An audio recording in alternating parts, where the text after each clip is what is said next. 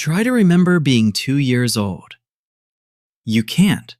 You can't remember your first birthday, your first steps, the first time you saw your parents' face. 20,000 hours of your life gone. This is called infantile amnesia, and every human on Earth has it. Most adults can't remember anything from before age 3. Maybe a flash, a blur, but nothing real. So why? Theory 1. Your hippocampus isn't finished. The hippocampus is your brain's hard drive for memories. In babies, it's still being built.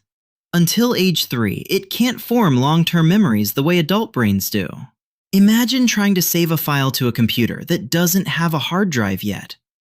Theory 2. Your brain is too busy pruning. Babies grow neurons at 700 per second.